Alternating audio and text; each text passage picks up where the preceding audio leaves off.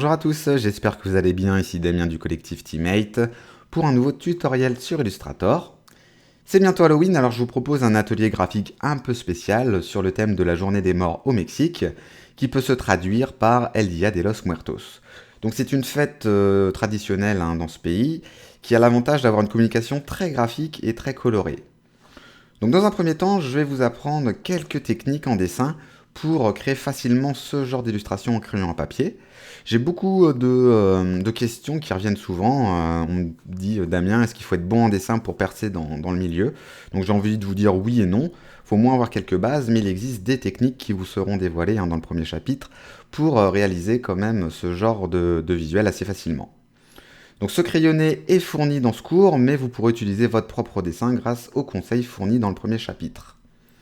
Plusieurs astuces vous seront dévoilées pour créer des formes calligraphiques personnalisées et pour donner du caractère au contour. On verra également comment créer des motifs personnalisés et les appliquer au tracé d'Illustrator. Nous verrons également comment créer facilement des formes, style pétales de fleurs que l'on peut retrouver au niveau des yeux ici du personnage. Donc c'est des formes circulaires. On verra comment créer tout ça facilement grâce au filtre du logiciel. Nous verrons comment vectoriser facilement une image pour créer un logo ici toxique que l'on peut retrouver dans l'œil ici du perso. Nous verrons aussi comment reproduire facilement la typographie, puisque bien sûr on vectorisera tout ça dans le logiciel. Ce sera l'occasion aussi de voir les outils Pathfinder et notamment les outils Réunion.